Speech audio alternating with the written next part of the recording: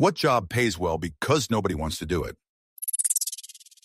Story 1. Certain railroad jobs. People don't want to get called any hour of the day to leave home for 24, 48 hours. Even worse for people with a family unless they dislike their family. Camp or fly-in, fly-out jobs. Have to go work for 2 weeks straight or whatever, away from home. Jobs where people don't want to live. Answer. I knew a guy that used to make great money operating a forklift in a warehouse. It's just that the warehouse was in Afghanistan, right next to a U.S. military base during the war. He said they advised him to basically never leave the small safe zone for any reason. But they paid him like $100K a year and provided all housing, utilities, medical care, and food. Being a guy in his 20s, he basically didn't spend any money besides a storage unit back in the U.S. Story 2. I knew a guy that retrieved bodies from remote areas and made about $20K a month. He was on call 247 though. Answer. I do that as a volunteer. I didn't know I could be earning for it. Edit to anticipate questions. I'm a volunteer ocean lifeguard, and I'm qualified to handle small boats in heavy surf, marine caves, etc., so occasionally get asked to search for missing persons suspected to have gone into the sea. So we spend a day driving into all the nooks and crannies of cliffs and sea caves and look for a body. Haven't actually ever managed to find one, but whoever throws old gloves into the sea can fudge right off. Story 3. I know a guy that repairs live overhead power cables, gets paid a lot due to the electrocution danger in heights. Answer. My buddy was talking with a guy who worked on large capacitors for data centers, like the kind of stuff you can't just touch. You need a plastic pole to work on the connections. My friend said, dang, that must be very stressful. The guy shrugged and said something like, if you do it by the book, it's fairly safe. And if something does go wrong, it will very rapidly become not my problem. Story 4. In my experience, working at state hospital as a psychiatric aide, the pay health insurance pension retirement, it's insane. However, working with true psychiatric patients is mentally exhausting and not for everyone. Answer. One of my good friends is a psychiatrist at a state hospital. Her stories are actually nuts. She is personally responsible for the psychiatric care of over 100 incredibly high-need patients. She makes absolute bank, and she deserves it. Very, very few people would be able to do her job. So much respect for the people providing support to the most marginalized and stigmatized folks in our society. Of course, her job is made even harder because our mental health system has been neglected and underfunded for decades. Story 5. Garbage collectors. People joke about it, but in a lot of places they're unionized, have great benefits, and make solid money. It's early hours, physical, and kind of gross, which is exactly why it pays well. Story 6. Most people are capable of painting. A lot of people that hire me will talk about the last time they painted something themselves and how they will never do it again, including at least a few other contractors. Answer. A colleague's husband did painting for decades, ended up with a horrible intestinal cancer, probably from minor paint ingestion here and there over so many years. I don't want any job around carcinogenic exposures on a daily or hourly basis. This also goes for most construction jobs and exposures like silica, etc. Not something I want to be around daily. Story 7. Some types of truck driving. I do heavy haul and almost all the drivers I see in that field are over 40. One reason, and I dislike to sound like an old man, I am, but the newer drivers want to get paid well but avoid difficult aspects of the job. They just want to back into docks all day. Also, the newer generation of drivers aren't learning to drive manual. They're just getting automatic-only CDLs. In heavy haul, you have to be able to drive 18 speed stick. Answer, back into docks all day? They struggle to do that. The most eye-opening thing for me was when I started going to wide-open Amazon yards and wondering what they needed all that space for, just to watch people struggle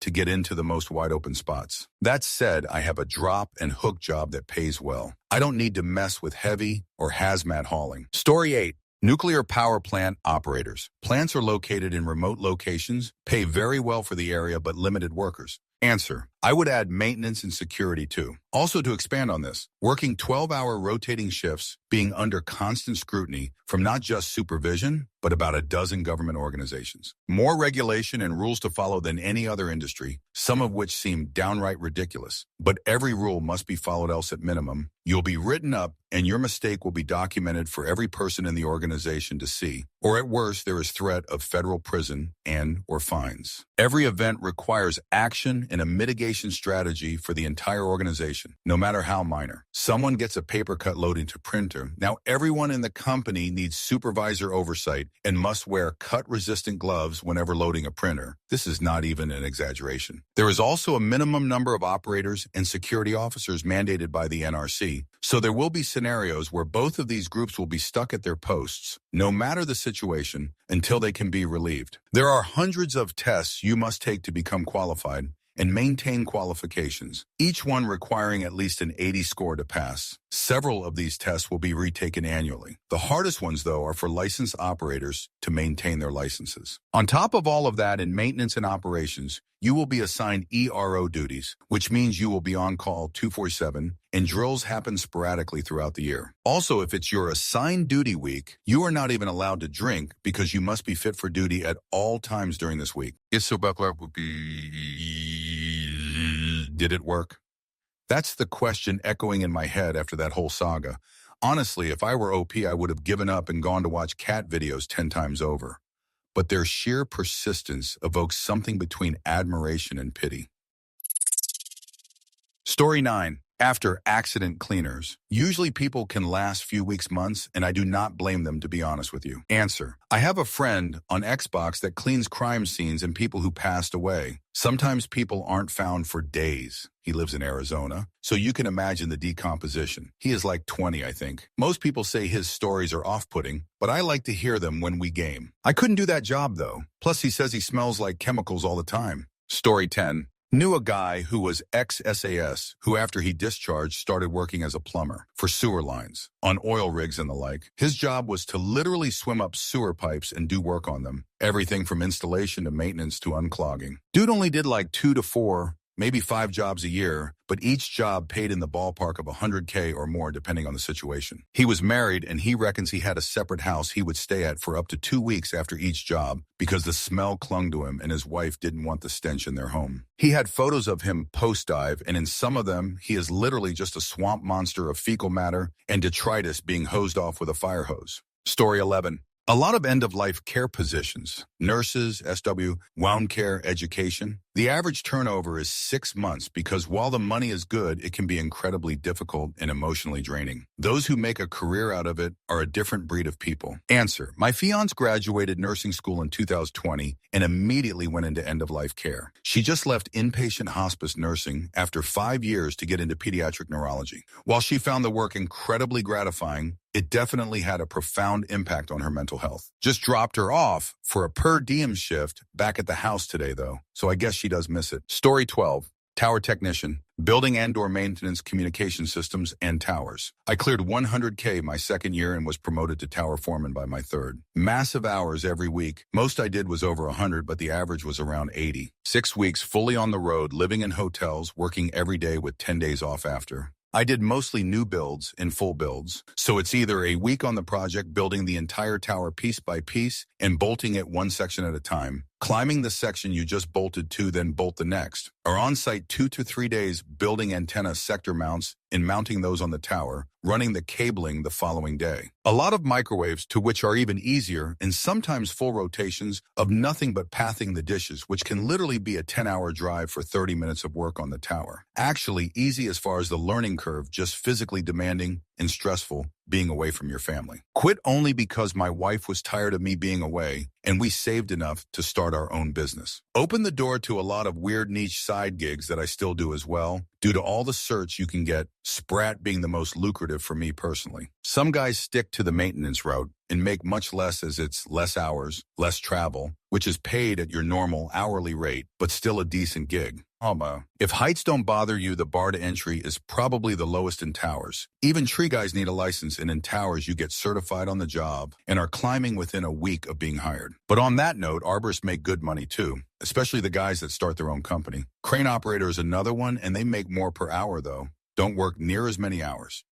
This is exactly the kind of story that makes me snort laugh. It was all so dramatic and tense, and the resolution is pure absurdist comedy. I think even the author didn't expect it to turn into such a comedy of errors. Life is the best screenwriter.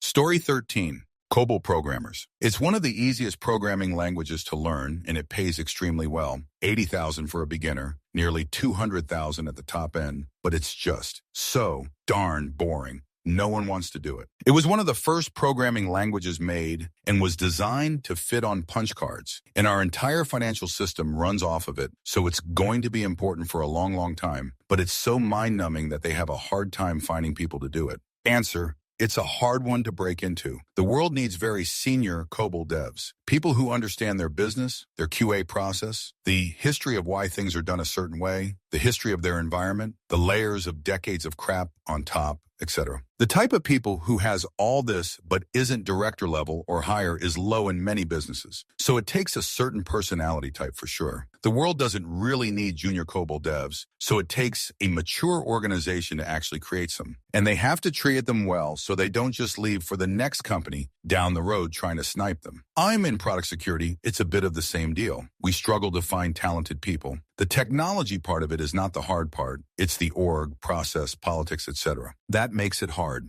Junior people have to be watched over, and it takes a lot of mentoring. Our 4 billion company can't figure out that they need a talent pipeline and to reward mentoring and mentees to solve this. Plumbers are the unsung heroes of our tales. Story 14. Do crime scene cleaners get paid good? I'm not sure if there are a bunch of people submitting their resumes to clean up after homicides. Answer: biohazard remediation is closely related, and in larger metro areas are usually a private firm. Company I worked for had contracts with the city and insurance companies. More accurately, we were passing site cleanup. It wasn't all crime scenes. The pay is relatively good and scales up for certain things. You get bumps in pay with different certifications like biohazards, chemical cleanup, bloodborne pathogens. Also, if you are willing to work on call or travel.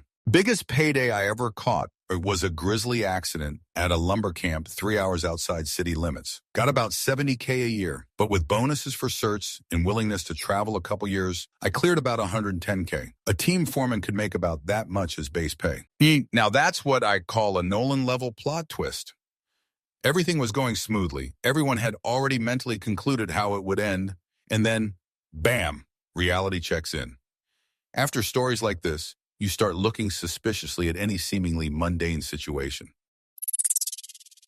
Story 15. I was a stripper in the 90s. I made $500,000 a night and worked at some of the top clubs. The Dollhouse, Solid Gold, etc. It was super fun, but I got some flack at my Catholic college. My parents were horrified, and many people were judgy and looked down on me. I'm in my 50s now, working as an engineer, and I can honestly say that stripping was the best job I ever had, and I don't regret it. Story 16. Sewer work, septic tank plumber, underwater welding, oil platform worker, merchant marine, less well but still good. Top secret SME level 5, software engineer. Tried it, don't suggest it. Enjoy coding with very limited libraries or laundering open source libraries. Story 17. Graveyard shift, third shift at any job. Not a lot of people are willing to give up ever walking in daylight again. LOL. There's a 25 pay boost just for that, with lighter work thrown in to boot. I'm the only one with benefits where I work, and it's because they knew they'd never get a night worker if they didn't sweeten the deal.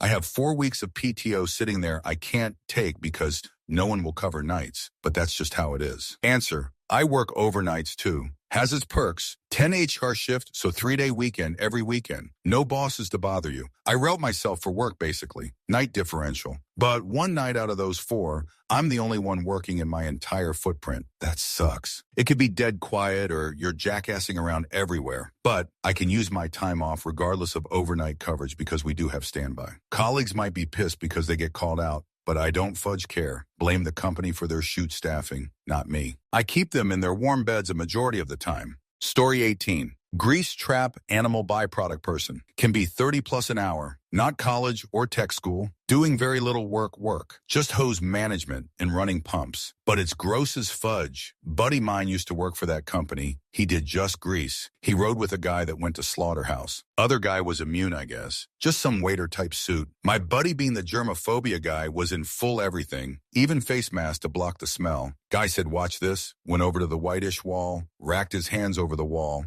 The wall was covered in white maggots. That was his last day doing that. Pay increase or not. Same could be said about working on septic systems. Story 19. Merchant Marine. They'll pay an unskilled cook or janitor six figures. You just have to be cool with being at sea for weeks or months at a time. Story 20. Sales, not retail or anything. Real professional B2B selling in finance, education, medicine, manufacturing, logistics, etc. I've had a great career, paid well, loads of free time compared to others in my company, paid travel, impossible to ship to Mexico or some other place where wages are low. And the companies need you if you know how to make it rain. Treated me pretty well all these years, and most people have a highly distorted sense of what skills and activities the job requires. Best combination of solid earnings and actual time to live your life. IMVHO. You have to have a thick skin when prospects are rude or dismissive. Answer. Sales, B2B, durable goods, and the following tech support. The more I sell, the more I have to support. I'm absolutely swamped 9 months of the year, 4-hour days, some weekend calls. The other 3, I work the 40-hour weeks. Pay is decent, but given the quantity of hours, I'm coming to the end,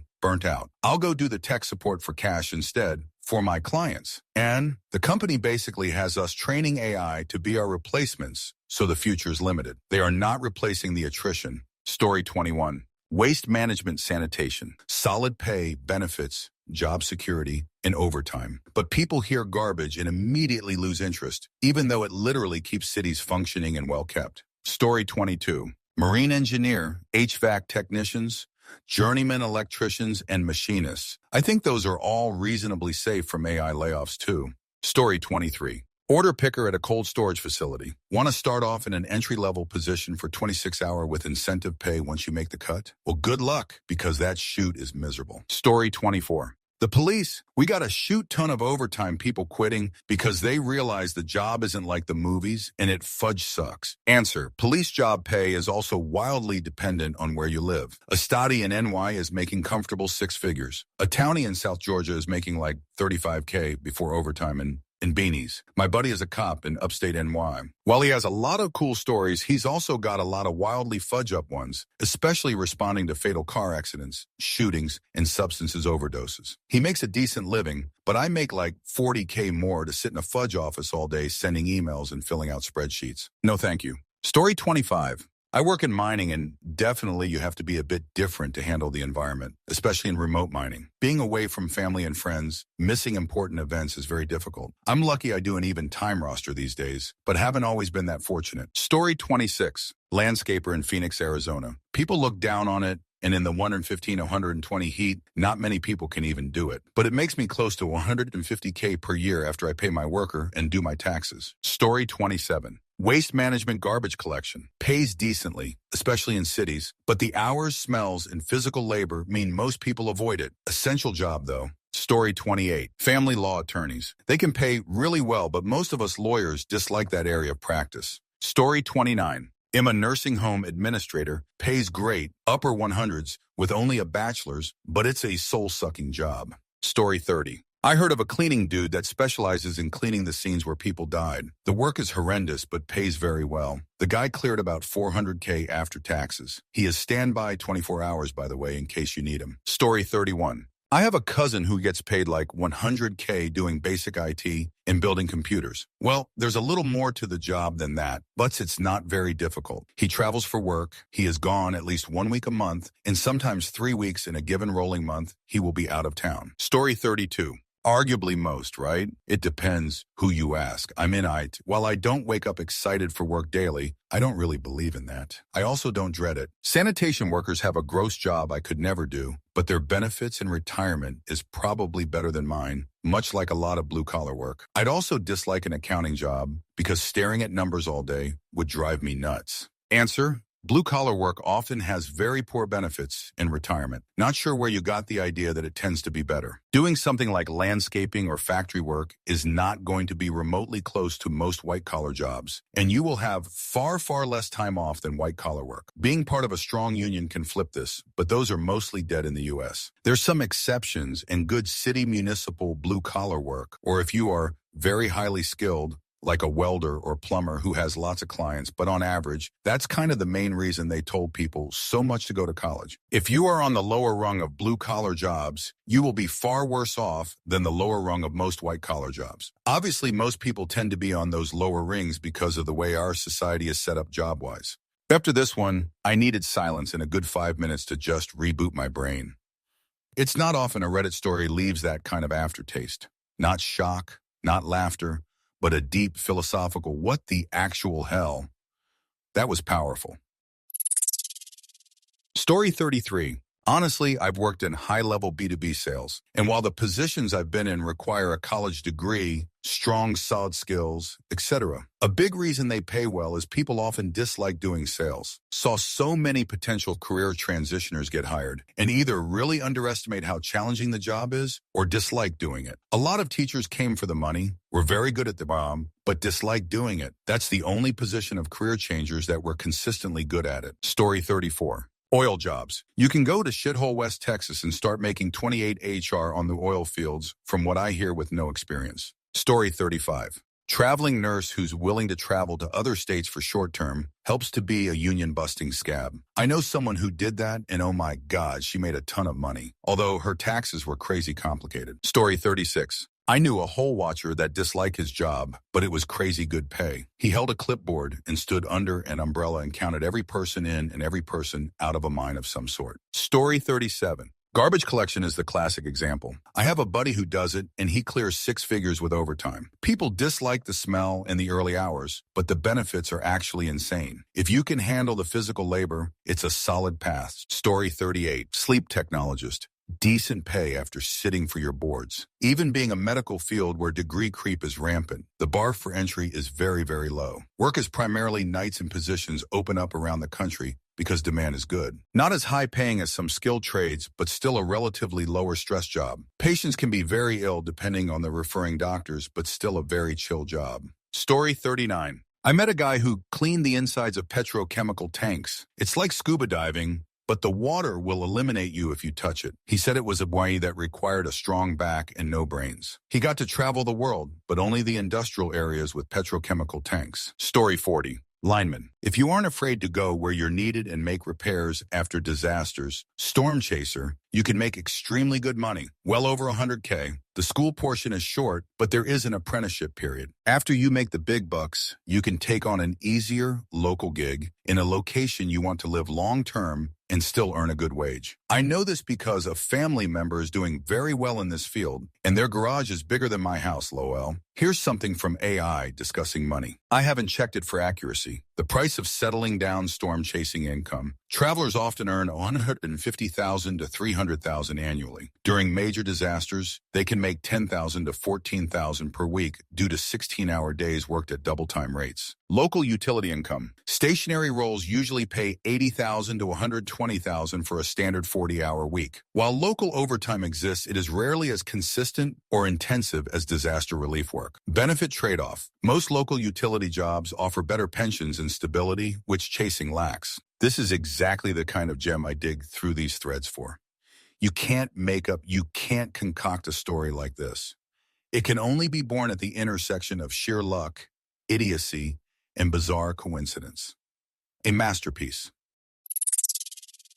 Story 41. Cleaning digesters on wastewater plants. Total darkness in sewage sludge. You even need decompression, as I was told. Usually, at least here in Germany, they never spend more than 1 hour inside because it's really hard work. Story 42. Some of local plumbing companies in my area was looking for people without any experience to become trainees for 50 HR. They could afford that because they charge people 250 HR. 50 HR without any skill is still pretty good, even for the Bay Area CA. Story 43. Drainage and septic tank cleaning for private properties. Literally a shoot job, but pays very well. Story 44. Most traveling jobs where you travel 200 days a year with basically any qualifications. On surface level, everyone wants to lie on a beach and earn good money. But when asked if they'd like to apply, they say no because of family and lots of overtime. Story 45. Rural physicians make a lot more than urban ones because physicians generally don't want to live in rural areas. My good friend and her husband moved from Chicago to exurban Wisconsin basically for his ER doc job to pay more and cost less in malpractice insurance. And then he does locums deep into Podunk, Wisconsin, which pays absolute bank. By contrast, my sister is a family integrative doc in NYC. I'm not sure if she will ever own a home. Big city medicine, especially outside of lucrative specialties, does not pay well, especially given cost of living. Story 46. Water reclamation maintenance. You may be on 24 HR on call, and it's a dirty job, but it is an essential service. Everyone wants clean water. Story 47. Mariners and seafarers. I work shift work on a tugboat and make great money as a 22-year-old, but I'm also working deck second to Jan 1st this year. Story 48. I wanted to be a veterinarian as a kid and eventually got a job as a vet assistant before vet techs was a thing in high school. Glad I worked there before going to vet school because it's depressing as fudge. I'm not a veterinarian. Story 49. Hardwood flooring. My BIL has his own hardwood flooring business. I helped him with it during high school and college, and it sucks, but he makes about $400K, $500K a year. Story 50. Air traffic controllers. They're paid well, but a high-pressure job where even a single mistake could lead to catastrophic accidents, so it might be a no-go for many. Story 51. Tree removal and maintenance. Especially if you own the company and have a few trucks, you make a lot of money. I used to go to a strip club, and there was a guy who'd come in and blow obscene amounts of cash. Turns out that some tree removal jobs can get up into the five figures. Story 52. If you're a doctor, remote areas will pay you a ton of money just to live there temporarily. They're desperate. Story 53. I just left one of those jobs, and there's a reason nobody wants to do it. You risk your family, your health, a lot of things in exchange for that. It's like a very addictive substances. It's really hard to quit. Story 54. One of the best paid people in a lot of restaurants are dishwashers. If you don't pay them well, then you will have line cooks pissed. They are doing dishes when they walk out. Story 55. My job. Heavy physical labor that takes years to build the strength for. On-call travel constantly for work. Dealing with poop abscesses stinky. Client that could fart and scare themselves. Then jump on you. Or rip their leg away and bleed you out. Get your knee bent backwards if you aren't smart. People want to do it, but not everybody can last. Story 56. Don't know market as whole, but figure dead cleanup. Had a neighbor that did it growing up, though. Middle of fudge off nowhere. It was a lot of old folks' homes. Way he talked. Some died in the nursing home, and he'd be called in to clean up. Probably reality was dead over his head, but family seemed pretty well off. Depends on it, but to sound like a boomer. Much trade jobs for define the time limit. You got to do them pay reasonable to very well. If you can find a good place to work for. Which in ever-increasing capitalist hellscape dystopia is easier said than done. Story 57. Septic tank cleaner. You get paid in cash and in stories that will make you the most interesting person at any party. Story 58. Using a specialized, powerful pooper-scooper vacuum to clean up dog waste like entrepreneur Peter Sterling. Story 59. The term construction site water ghost, also known as engineering, divers, or frogmen, refers to a special high-risk profession where workers perform underwater tasks in deep-water pile holes on construction sites. They dive into the mud to retrieve dropped drill bits and equipment, or carry out other underwater operations. These workers are equipped with simple gear, a mask, oxygen tank, weights, and life ropes, working in near zero visibility, under great pressure, and in a complex environment such as mud and obstacles within deep wells. The job relies on experience and courage, with workers often risking their lives for high pay. For example, retrieving a drill bit can earn approximately $5,000, $6,000 USD, and if a worker dies on the job, the compensation may reach over $150,000 USD. You know, I scrolled down to the comments before I even finished reading, because sometimes the community's reaction is a separate, equally brilliant work of art. The OP is just the catalyst for a fireworks display of collective wit. Story 60. I'm the highest paid engineer at my company because no one else wants to work on the products that I am responsible for. Story 61. Saturation diver, $150K, $300K a year. You live in a pressurized chamber, hundreds of feet underwater for weeks, and do welding and repairs on oil rigs and construction work on the ocean floor. You usually only work like 3 to 5 months out of the year for that amount of pay, just because you need a ton of rest between contracts. Story 62. On-call doctors in urban areas. Stupid money, housing provided, but you have zero freedom. Fishermen in rough seas. Hard work. Away from society for weeks at a time. Story 63. What's your passion? You could be earning $20K a month, but be miserable. What expectations do you have for work? Do you want to travel or be forced to work on holidays and therefore be away from your family? What perks are you looking for? Medical, pension, matching 401k, telework, free vehicle, etc. What education is required for this job? Do you need a degree or certification? Do you need to go back to school for continuing education credits? My only advice is find the job you have a passion for. Then working is fun, exciting, and not a bore. Choose a job you love, and you will never have to work a day in your life. Story 64. I interviewed for a company that installs and maintains bells and clocks in towers. It's a very niche field, like 3 companies and a handful of contractors east of the Mississippi niche. The pay would have been a massive increase over my current salary. I also would have been living out of hotels 6 months a year. I don't mind some work travel, but that's too much for me. Story 65. Lineman. My stepdad did it for 30 years and saw 3 coworkers die right in front of him. Also on call during storms and natural disasters. Pay and pension is massive. Story 66. A buddy picks up dead bodies to bring to the mortuary. Great pay, but he's picked up friends' bodies or people he's recognized in passing. When he first started, he used to go to really bad scenes in lower income areas for better pay, usually overdose or gun deaths. Only close friends know his real job. Story 67.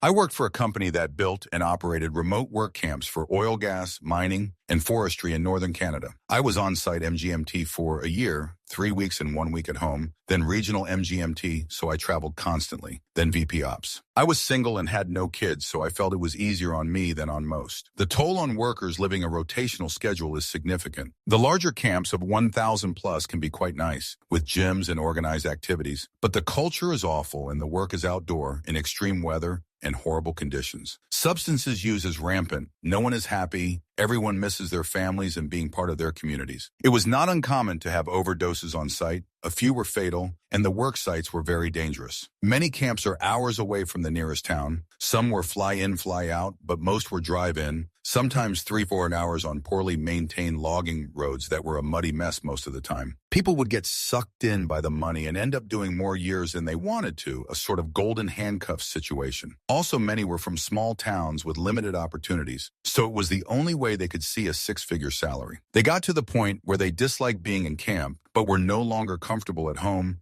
either, as they spent most of their time away, and the money was substantial. I had housekeepers and janitors on some, but not all, sites making $90K as the lowest paid staff on site, but truly not worth it for the majority of people when weighed against the toll it took on their health and relationship ships. Well, on every story like this is another brick in the wall of my cynicism. And you know what? The wall is almost complete, but I still laugh because there's simply no other option. We are all accomplices in this madness. Story 68. Lineman. It's dangerous as fudge, and you have to work in all kinds of conditions, but experienced linemen generally get paid quite well.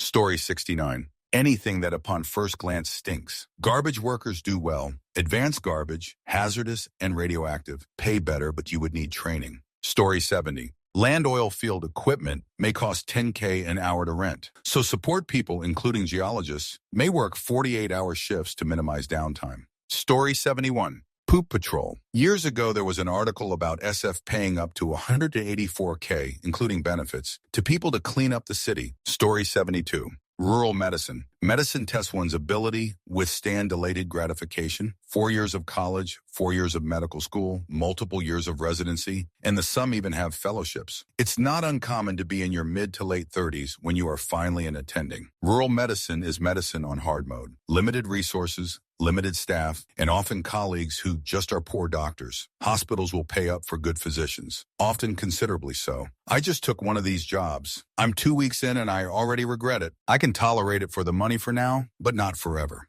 Story 73. Commercial diving don't pay as much than generally thought. If not done seriously, accidents can and do happen. Like for instance this one. But despite the risks and the difficult working conditions, a lot of people are willing to do that job and are following the courses. Unfortunately for them, actually there are too many divers on the market, and many of them stay at home without work. Story 74. Porta potty, cleaner service rep, 30-hour. Imagine working 8 to 12 hours a day cleaning porta potties at various construction sites. Story 75. I knew a guy in the 90s that did deep-sea commercial diving. That shoot sounded like a nightmare. He made lots of money, though. Story 76. I knew a guy who cleaned nuclear reactors. Lots of exposure to radiation. He expected thus the job would eliminate him, but he was making bank for his family along the way. Story 77. The most obvious is anyone who works at an oil refinery in the middle of nowhere, but also a lot of rural physician jobs because no young doctor wants to live in Bumfuck, Oklahoma, when you can live in a large city with tons of things to do. Rural healthcare jobs are always paying twice as much as the city jobs.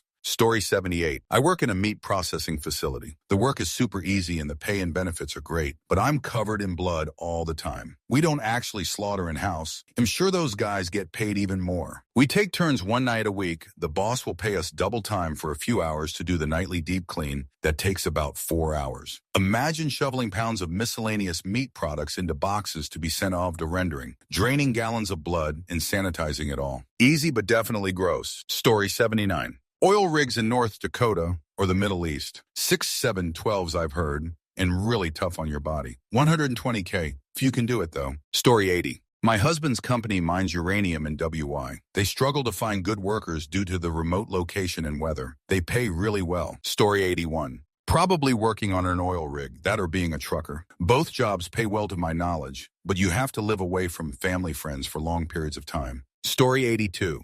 For base-level jobs, anyone can get housekeeping. It is repetitive as hell and can be brutal, but I have always gotten paid the same or $1 less than my dad, who is a grocery manager of 30 years. I get the pay, benefits, they give me a board, and I go clean rooms and listen to music or podcasts. Not awful, not great, but definitely better than $15 doing checkout at a grocery store with rude people all day. Story 83. Direct support for mentally disabled adults. I've worked in the field for almost 8 years now. Nobody wants to do this job because of the risk of being assaulted by people you can't fight back. I'm usually on my phone during my shift because it's just cleaning and making sure the clients don't die in their sleep. Day and swing shift have a lot more responsibilities, but I have the least and am practically a warm body. I get like $22 an hour. The pay is good for the amount of work involved. Story 84. Crab fisherman, contracted truck driver in Iraq. The job pays $250K a year. All you have to do is avoid all of the IEDs on the roads. Story 85. Airline pilots in the USA are up to 500,000 apparently, as shown a few days ago on the aviation subreddit. Story 86. Operating, managing an asphalt plant, controlling a series of equipment that leads to an event that is more than willing to get out of control and burn everything down or explode. Components breaking down or not functioning correctly for no apparent reason, managing staff and all suppliers solo. Quality margins so thin, you would need a Ginsu and magnifying glass to get more detailed. $300K per day revenue on the line. But hey, I was informed that it was a high-risk, high-reward position from the word go. If my company pay wasn't so good, there's no way I would continue. Story 87. As a plumber, people assume we handle poop all the time. My ex, who's a vet tech, deals with far more nasty situations than I do. Plumbing is mostly new construction these days. Story 88. I once saw a job advertising a pay rate of $85 per hour. The job was to advocate for and support intimacy harmful behavior children through the legal process. Every doctor's appointment, every therapy session, every court appearance you'd be there to witness. The pay was so high because the emotional burnout for these social workers was astronomical. Story 89. Asbestos abatement pays very well if you're union. Don't know how much non-union abatement workers make. Story 90. Disaster relief recovery. Started after Katrina, early teens made $7K a month, tax-free with government contract. But it ranges from tree work, construction, and debris clearance or biohazard corpse disposal, etc. 13 days on, 1 off. It's good money, but it's seasonal, and your income depends on the suffering of others. And you live in a literal disaster zone for a few months. Story 91. Pathology assistants at county medical examiner offices. They have an insanely high turnover rate and typically pay really well, good benefits. When I was in funeral school, the county medical examiners constantly tried to recruit there. Story 92. I think I saw on Dirty Jobs that people who go swimming in sewage get paid hundreds, if not thousands per hour because no one wants to do it. There are people in third world countries that do it for pennies. Story 93. My brother-in-law's brother used to do crime scene cleanup. A few times when I would see him around the holidays, he would explain what he did, and it's something I would definitely not want to do. It paid well, but far from making him wealthy. I think it got to him because he started acting strange. Lost his marriage, got arrested several times, and now works by himself as a landscaper. Story 94. I heard about a job where they pay 1.2 mil for you to tend a lighthouse in Europe for a year. The problem is that the lighthouse constantly gets hit by huge waves and wind, making it a very dangerous job. Oh, and you also have to work alone. Story 95. Broadcast engineers. 100K. There is a shortage due to legacy engineers retiring, but hardly any new engineers getting into the field. It is not very popular because you are pretty much married to the job. If you go off the air on Xmas morning, you better tell your kids that if they want another Xmas like this nice one, then daddy has to work. On Call 247, it is one of the careers where you can make six figures without a college education. I've been in the industry 25 years. If you are a bedroom producer or electronic musician, I got an ebook for you on how to transform your skills into a six-figure career without college. I did it quick. Story 96. Surprisingly a handyman. Not talking about a contractor that only does single-room remodels. I mean old school, replace a light bulb, replace stuff around the house, give a shoot kind of handyman. Around me, there aren't many that give a crap enough to do small jobs. And there's a whole knot of, it's not my job. I grew up hearing, to college so you don't end up being a ditch digger. So I have an information systems security degree and network administration and support degree, but I don't use them because there was always threat of my job being outsourced to another country. I'm much happier and stimulated with problem-solving, solution-driven jobs that being a handyman allows me to do. People pay me to fix, replace, remove, and repair. I get a good workout nearly every day without going to the gym. Just treat what you are doing as if you're at the gym and you'll get paid to work out. Closure at the end of a day is quite valuable. It allows me to mentally clock out. After all is said and done, I can easily pull in over 100K if I work the scene and did a 40-hour week. I live by the work to live, not love to work, and work smarter, not harder sayings, and it's given me a very comfortable life. While if this were in a movie, audiences would say, oh, come on, that doesn't happen. But this is just life. Sometimes it delivers those moments of pure, unadulterated justice or humanity that make you want to believe in everything good. For 5 minutes at least. Story 97. Correction officer in a high-paying state. 100K a year is accomplished while yawning, and Rolls-Royce health insurance and dental is included. Don't forget the abundance of vacation time, sick time, and personal time included. End a career with a big fat pension. Story 98. Jobs that combine discomfort, danger, and accountability tend to pay well because most people don't want the trade-offs. Things like sanitation work, underwater welding, night shift industrial maintenance, high-risk construction, or remote oil and mining jobs. The money isn't just for the skill, it's hazard pay for the hours, the physical toll, and the fact that when something goes wrong, it really goes wrong. Story 99. Correction officers. My dad was one for 15 years, and I have buddies my age, 24, who do it currently. You easily start at 30 HR and clear 100K in your first year with absolutely no experience. However, the job sucks. You work awful hours and are around criminals all day who have nothing to lose. My dad has a permanent back injury from an inmate who was way bigger and attacked him. Ever since my buddies became COs, I never see them because they're working nights, weekends, and holidays. Not to mention large amounts of OT and 16-hour days when you're forced because prisons are so short-staffed. There's a reason they're literally always hiring. My buddies make double than what I make now. However, in 5 years, they'll make the same if not way more working my office job and better hours work-life balance. Hollywood screenwriters, look here. Ready-made synopsis, perfect third act, and catharsis. I'll get the popcorn and wait for the adaptation starring Ryan Gosling. I can already see the trailer.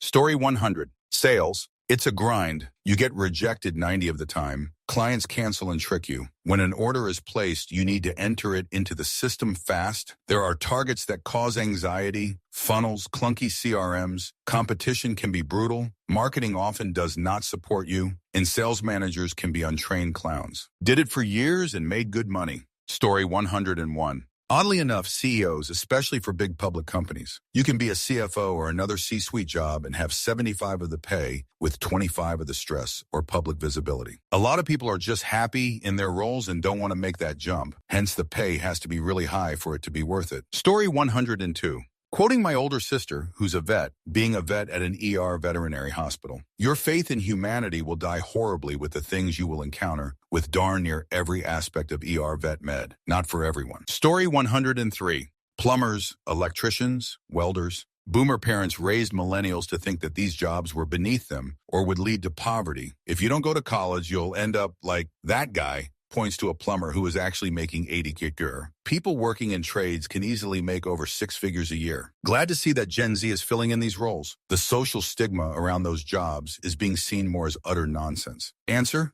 Yeah, sir. That's essentially it. Even when I was in school, the whole system was like, you can take university level courses, the highest level, college level courses, the mid-level, or the remedial level courses, lowest level, and made it sound like if university and college weren't options, you could always fall back on a trade school because trades were for people who couldn't cut it in college or university and couldn't do 9-to-5 desk jobs or anything like that. Meanwhile, they have more freedom in their work and make more than the average desk job while having way less competition, where you have 2,000 people applying for a minimum wage office job that requires 5 years experience in an office. Story 104. So I drive regularly past the Johnny-on-the-spot business in my area, which frequently corresponds when I'm having a really bad day at work. And then I look at the guys hosing out the porta potties, and I realize I'm not having such a bad day after all. Story 105. My career has been in compensation, currently sales compensation, very heavy in math and analytical skills, lots of complaints and accusations that someone's pay is incorrect. That usually stems from the person not reading their compensation plan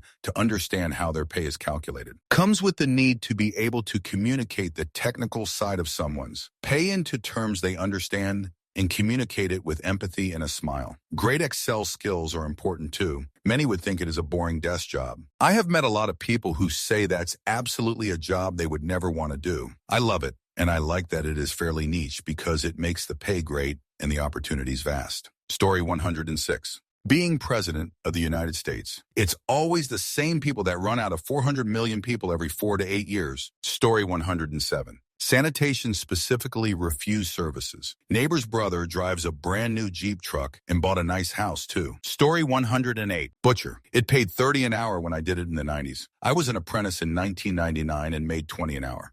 It was a super strong union, not sure if it still is. Story 109.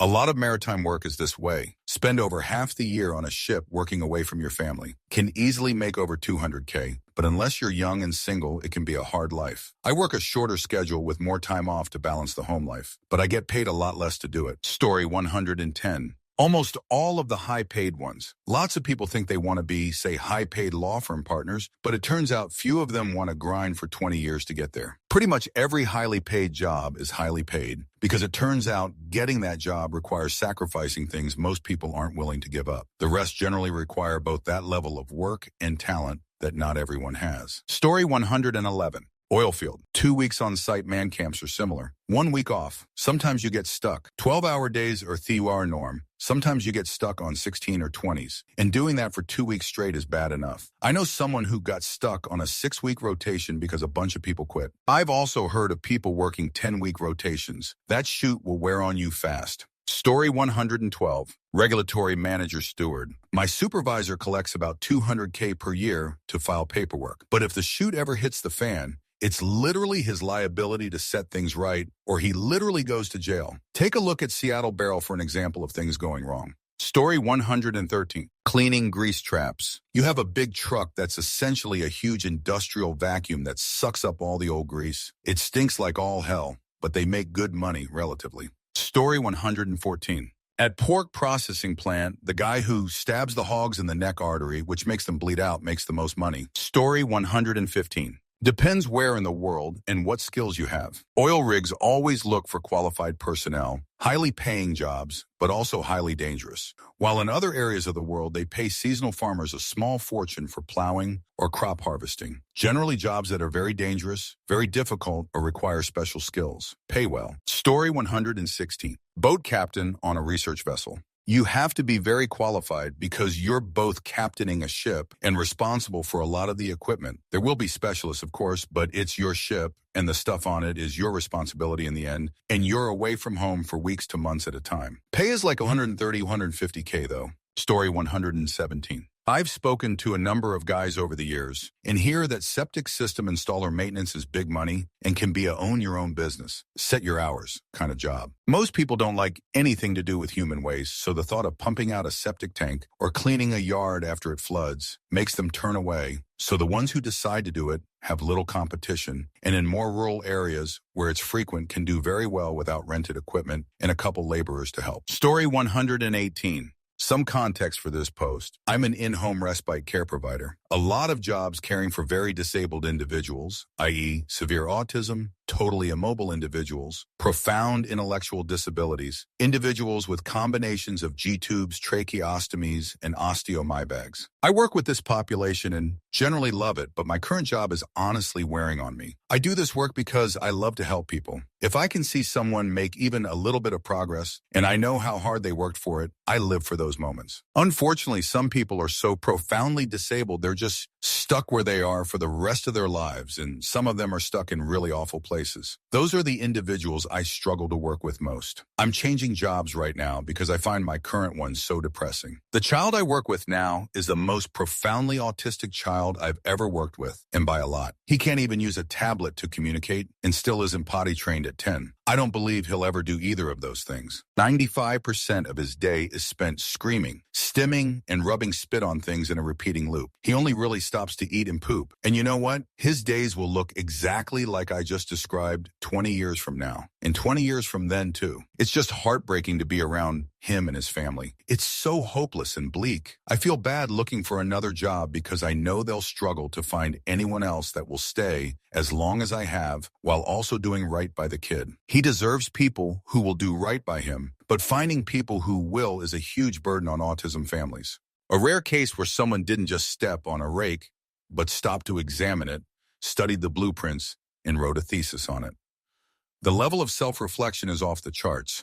Most people in their place would just yell into the void. But here we have a ready-made guide to self-improvement. Story 119. Medical Tech. 1. Hard to enter if you already graduated with a BS. Many schools have programs that don't cater to returning students. And if they do, they have some legality thing with their program where many won't accept education from another institution, more or less telling you to repeat your undergrad career with their core classes like bio and chem. 2. TBH, I want it, but I can no longer handle night shifts, so it's out of the question. Many jobs are nights. Many folks enter as night. For health reasons, I can't do nights. Story 120. You're surrounded by ideas. Every time you hear a complaint, that's an opportunity to solve a problem. Story 121. ATC because it is a high-stress job and you have to be calm, cool, and collected to handle any situation. Story 122. Tower climber. My son has been doing this for about 18 months. They are on the road for 1-2 weeks at a time, traveling around the upper Midwest, Idaho to Indiana down to Oklahoma, with some weekends off. He has to lug between 50 to 100 loads of gear and tools up 500 feet at times. Winter temps get brutal at times. Story 123.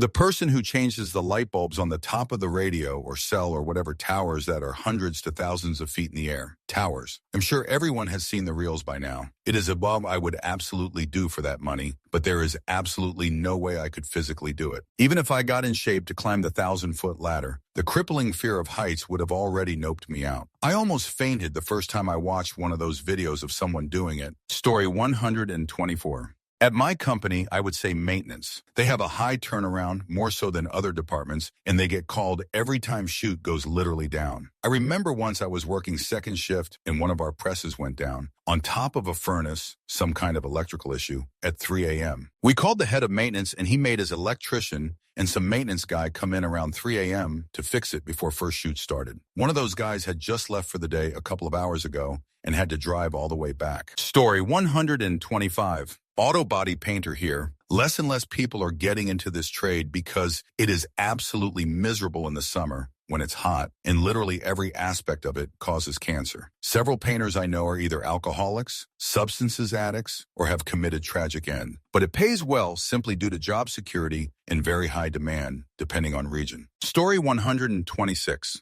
Dentist at the Department of Corrections. I don't really want my hands in a violent offender's mouth, so I get it. Story 127. Heavy equipment mechanic working on asphalt mills and pavers. That what I do. Everyone is afraid of them. Story 128. Travel healthcare jobs where the contract is in a rural setting and it's like Arizona in the summer or Minnesota in the winter. Story 129. Long-distance truck driving, sometimes. Oil extraction. Welding is cool sometimes, but it's extremely hard on the body a lot of the time. Story 130. I'm an officer on board a vessel, Seafarer for most of you. And let me tell you that being away from your family for 7 to 8 weeks, it sucks. And that's in the offshore sailing. I was on a cargo vessel before, and the contracts were 5 to 6 months. Story 131. Elevator repair. It's a niche trade that requires a specific apprenticeship, but the pay is easily 6 figures because of the claustrophobia and the danger. I have a buddy who does it, and he's constantly on call, but his house is paid off. Definitely look into trade schools for it. Story 132.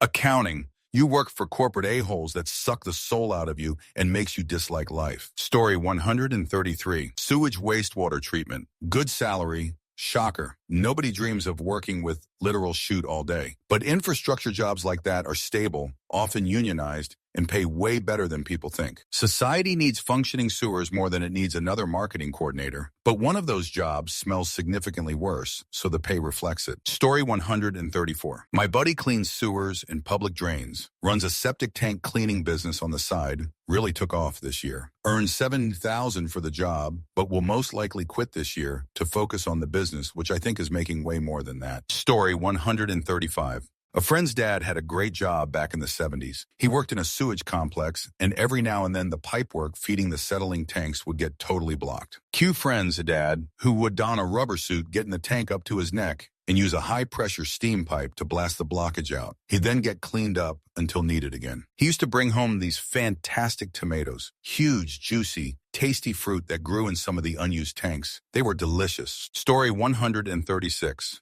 Garbage men in big cities, sewer divers, and crime scene cleaners, I'd guess, to start. I'm sure there are other ones out there too, just not sure what they are. Story 137. Lighthouse attendant, like $100,000 per month, but you have to live alone in horrible conditions without TV internet. Story 138. I'm a teacher in Michigan. We earn $110K a year and more. Summers off, 2 weeks at Xmas. But, do you want to go into a middle school room every day and deal with the kids? Story 139. Saturation diving, underwater welding, in the North Sea, hazardous, dangerous. These men and women, I believe there are a few, deserve every single nickel and more. Story 140. Quant trading at HFT. Not a lot of people can do it TBF, but even those who can don't want to because it is extremely stressful. Your click will net millions, billions every min. The salary will reach 10 MM a year for experienced people, and they still won't do it for more than 10 years of their career. Story 141.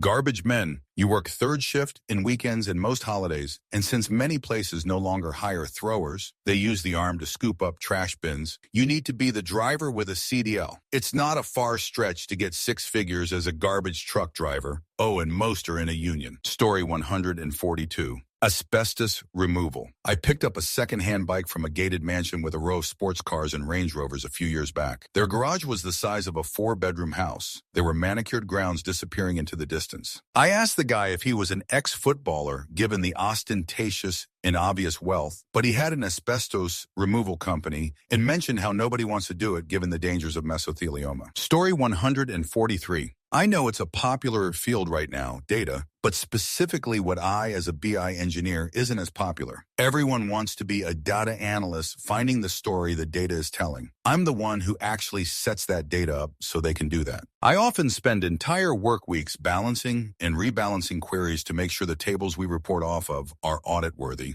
or staring at spreadsheets all day, looking for needles in haystack, chasing pennies to balance. It's a long, tedious process. My wife thinks I'm crazy for loving what I do, LOL, but it's a career that does pay well, and usually the positions are fully remote too. Story 144. Someone's already said it, but railroad jobs pay very well. Workload is crazy though, staying away from home a lot, working Xmas Eve, Christmas Day, etc. However, as a recent graduate in an unrelated field, I've gone from earning 1.8K per month to over 1K per week. Starting pay, no experience. They're crazy hard jobs to get into, and unfortunately you need to know someone well and basically rely on nepotism to get into the industry if you have no experience in construction. However, if you're 30-40 and have years of construction experience, you're pretty much welcomed with open arms in a fully spec'd transit. Story 145. Heavy duty, stationary engine mechanics. Pay is very good. You usually get a company take-home truck, gas card, and most tooling is compensated. Downside, most have on-call shifts, and in high-density areas like data centers or oil field work, you go home when the repair is complete. It's incredibly hard on your body, and there is significant risk of injury. Story 146. That one French lighthouse keeper, over 1 million, but in a lighthouse that has 100-foot waves hitting it and insistent storms. Story 147. Bricklayer alongside a few other skilled trades. There's a lack of experienced and talented tradespeople across all construction site trades right now. A mix of reason why, but essentially younger people don't want to work physical hands on jobs these days. And a lot of the skilled workforce have either left the UK or got older, retired UK. I work in a manual skilled work sector, and we just can't recruit younger staff for trainee positions, as presumably the pay isn't good enough, and younger people just don't seem to want to work any manual jobs. Answer: apparently it's not because young people don't want to do physical jobs, but because of a combination of, one, these jobs being treated as something you do when you don't have an education for decades now, and two, these jobs simply aren't advertised. Even construction is more well-known than bricklayer. No kid knows the existence of the quote of bricklayer. If a job is in the social consciousness and information about it is relatively scarce, nobody will aim for it, at least not young people. Story 148. Senior physician recruiter. Top of the market salary, $150,000. Having prior experience as a military physician recruiter helps. However, a lot of folks would never want recruiting duty in the first place. Story 149. The military. Pay and benefits over the long term are excellent, but most people rather be caught dead being in it. Story 150. Professional fighter upper. Yeah, it's hard to get to the top, but the vast majority won't even try because they don't want to get hit in the face, or they do try and find out they don't want to get hit in the liver ever again. Story 151. I'm going the other way and saying home health workers do a job that nobody wants to do, and they get a crap wage. Same for teachers. Really any role that is dominated by women, where interpersonal contact is a large part of the responsibility, seems to not be valued at all, versus jobs like sanitation truck driver or sewer technician. These jobs arguably are also not things most people would gravitate towards. Yet perhaps because they are male-dominated, the pay rate is much higher than those other roles in female-dominated fields. Story 152. Sewer specialist. All the cash won't wash away the poop smell, also wearing a full hazmat suit to literally wade through chest-deep literal poop water doesn't seem fun. That's why it's a high-paying career. Story 153. I'm a chef at a 700-room hotel. We start our line cooks at 24 HR. For reference, my first line cook job was in NYC 8 years ago, was a 13.5 hour, and our job postings stay open empty for months. Story 154. It can't be reposting the same questions on askreddit because everybody seems to be willing to do that for free. Story 155. It worker. Now that I'm retired, I realize why few people do it despite the high pay. I had to be very detail-oriented, always keep up on new technology, and deal with customers and clients who weren't willing or able to do either of those things. Those skills still come in handy, including managing my finances to ensure an anxiety-free retirement. Story 156. Washington State Patrol and Seattle Police Department. God bless the highway officers, but there's been multiple stories I remember of WSP or local police getting run over on the highway when they helped change a tire, etc. Nobody wants to be Seattle Police because you could easily end up in a George Floyd type situation where you tackle somebody, roll on the ground, someone records you on their phone, etc. Also, the people you arrest just get released again by the local judges. Good salary. Seattle Police entry salary is over $115,000 per year. WSP is $90,000. Not worth it though. Working 12-hour shifts dealing with domestic violence calls all day, substances addicts, getting shot at, getting run over on highway after you pull someone over. Too easy to be arrested yourself when trying to subdue criminals or use of deadly force, etc. Better off being a plumber or electrician. Quite frankly, being a used car salesman. The other two are West Texas oil fields rigs, both onshore and offshore, and Alaskan commercial fishing. The folks that go out to Bering Sea like in Deadliest Catch, not the folks that process fish in an assembly line in a warehouse. In the wildest part, I don't doubt for a second that every word of this is true. Because reality left fiction in the dust a long time ago in the weirdness department. This story is perfect proof that the world is stranger than we can suppose. Story 157. Mule Fart Analyzer? Seriously though, you can ask AI, it will give you lists of such jobs. YouTube also has loads of videos discussing such jobs. Boring jobs that pay well. That's the end of the video. Don't forget to like and subscribe to the channel. Also, if you're interested, I have a second channel. This is Vancher signing off. See you soon.